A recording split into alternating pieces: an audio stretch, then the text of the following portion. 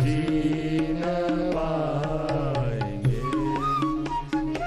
विरचिता भयं वृष्णिधूर्यते शरणमीयुषां संश्रुतेर्भयात् करसरोरुहं कांतकामदं शिरसि देहि नः श्रीकरग्रहम्।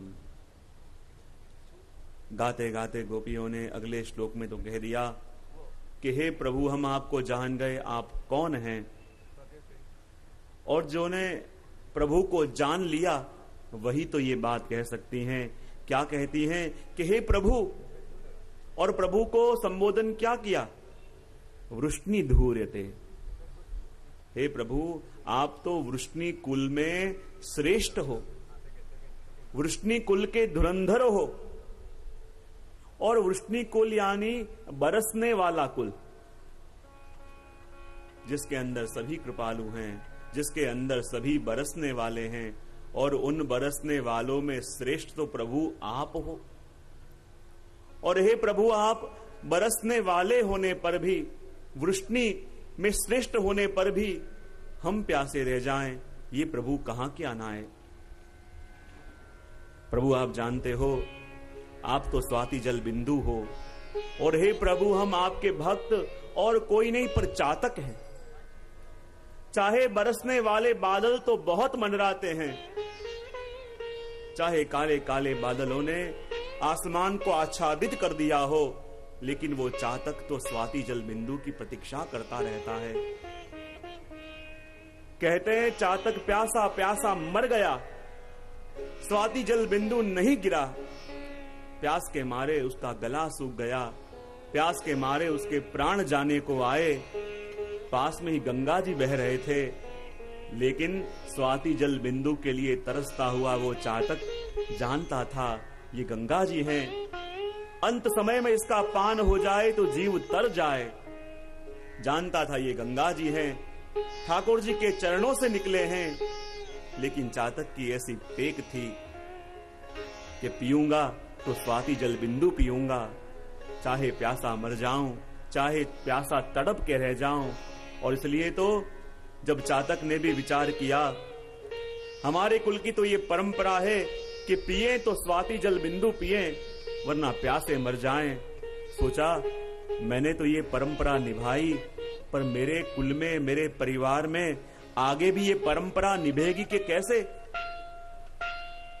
ये विचार करके चातक ने अपने बालक को अपने पास बुलाया और कहा, देख बेटा, हम चातकों का ये धर्म है, चाहे प्यासे मर जाएं, चाहे प्यासे तड़प तड़प के अपने आप को समाप्त कर दें, पर बेटा देख, जीवन में पीना तो मात्र स्वाति जल बिंदु पीना, चाहे प्यासा मर जाए पर और कोई जल मत पीना।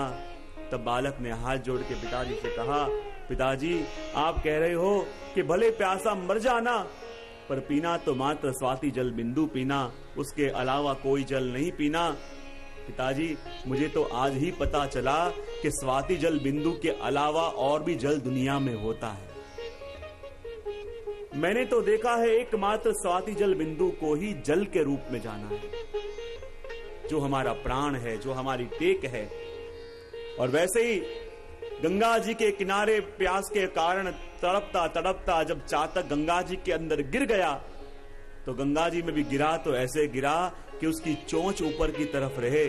शरीर तो गंगा जी में डूब गया, पर अपने चोंच के अंदर गंगा जी की एक बूंद भी नहीं जाने दी, क्योंकि उसकी टेक थी, क्योंकि उसका प्रेम था स्वाति जल बिंदु से, उसकी निष्ठा थी उस स्वाति जल बिंदु के अंदर, उसकी अनन्यता थी उस स्वाति जल बिंदु के अंदर।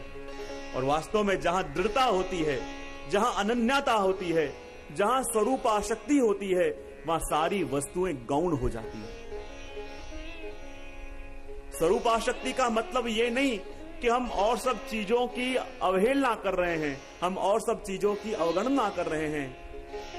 जब किसी एक स्वरूप के अंदर ऐसी निष्ठा हो, जब किसी एक स्वरूप के अंदर ऐसी अनन्यता हो, तो मानो उसी एक स्वरूप के अंदर उसे सारे स्वरूप के दर्शन हो जाएं।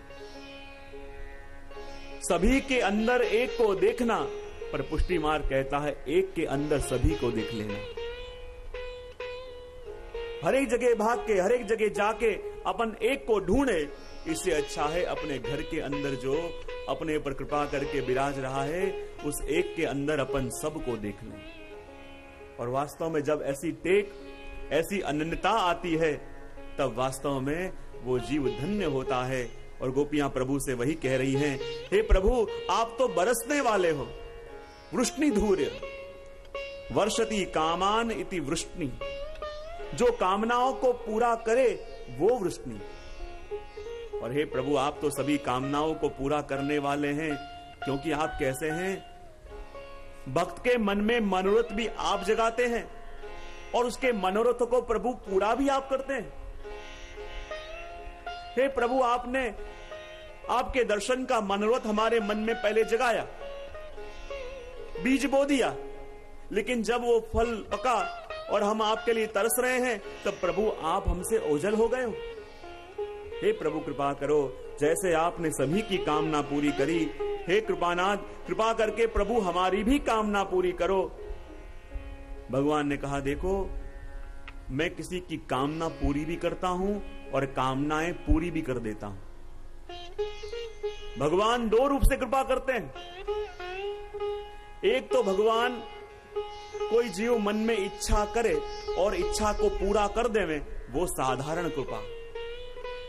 लेकिन जीव के मन में इच्छा हो पर भगवान उसके इच्छाओं की समग्र मूल को ही समाप्त कर दें, कोई इच्छा जागे ही ना, मात्र प्रभु के दर्शन की ही इच्छा रह जाए, तो मानो वो प्रभु की असाधारण कृपा। इच्छाओं को ही पूरा कर दिया, कोई इच्छा मन में जागे ही ना, तब मानो वो प्रभु ने असाधारण कृपा अपने ऊपर करी कि अपने अंदर कोई इच्छा को रखा ही ना। और वास्तव में देखो, प्रभु भी कैसे हैं। जगत के अंदर अपन हर एक वस्तु की चाहना करते हैं, वो वस्तु मुझे मिले, वो वस्तु मुझे प्राप्त हो जाए, मुझे वो वस्तु सुगमता से मिल जाए। पर हमारे भगवदी कहते हैं, हमारे आचार्य कहते हैं, सारे संसार के अंदर हर एक वस्तु की अपन कामना करते रहते हैं कि वो वस्तु मुझे मिले, ये वस्तु मुझे मिले, पर जगत की एक भी वस्तु ऐसी नहीं है कि आप कामना करो, आप उसको चाहो और आपको मिल जाए। इस जगत में, इस संसार में मात्र एक तत्व ऐसा है कि जिसकी चाहना करो और तुरंत मिल जाए, वो एकमात्र अपने ठाकुर जी हैं। घर की चाहना करो, घर मिले भी न भी मिले, द्रव्य की चाहना करो, द्रव्य मिले भी न भी मिले, ऐश्वर्य की चाहना करो, ऐश्वर्य मिले कि न भी मिले, दुकान की चाहना करो, दुकान मिले कि न मिले, लेकिन प्रभु एक ऐसा तत्व है कि जिसकी चाहना मन में जाग जाए, जिसके मिलने की तड़प मन में जाग जाए, तो कोई संभव ही नहीं है कि प्रभु न मिले। इसलिए गोपियां कहती है कि हे प्रभु, आप तो कृपा करने वाले हो, और वास्तव में जब आप जीव के ऊपर कृपा करो, जब जीव को आप मिलो, तभी उसके सारे मनोरथ पूरे होते हैं। कहते हैं ना, एक बहुत बड़ी कहीं शादी हुई, बहुत भव्य शादी हुई, और ऐसी बारात निकली, ऐसी बारात निकली, हजारों घोड़े आगे, हजारों घोड़े पीछे, 50 हाथी आगे, 50 हाथी पीछे, अनेक प्रकार की ध्वजा पताकाएं, अनेक प्रकार के कलश वाले लोग, ऐसी भव्य वरघोड़ा, ऐसा भव्य वरघोड़ा। लेकिन घर वाले क्या कर रहे थे, वरघोड़ा को सजाने के पीछे दूल्हे को घर में भूल गए। वरघोड़ा सजाने में लग गए, आगे हाथी आएगा, उसके बाद घोड़ा आएगा, उसके बाद बैंड बाजा वाले आएंगे, उसके बाद बग्गियां आएंगी, उसके बाद वो आएगा, उसके बाद ये आएगा। यूं करते करते ऐसी लंबी शोभा यात्रा की तैयारी करी, ऐसा बड़ा वरघोड़ा 1 किलोमीटर तक का। अब 1 किलोमीटर के अंदर बेचारे दूल्हे को भूल गए। दूल्हा बेचारा तैयार हो रहा था, कपड़े अच्छे पहनने गया, सेहरा बंधाने गया, और यहां लोग उतावले हो रहे थे, अरे सब लोग बाहर खड़े हो गए हैं, सब लोग वहां प्रतीक्षा कर रहे हैं, जल्दी चलो जल्दी चलो। और ऐसी धाम धूम से लेके बारात निकली, और वहां कन्या पक्ष वाले राह देख रहे थे, अरे दूल्हा आ रहा होगा, दूल्हा आ रहा होगा।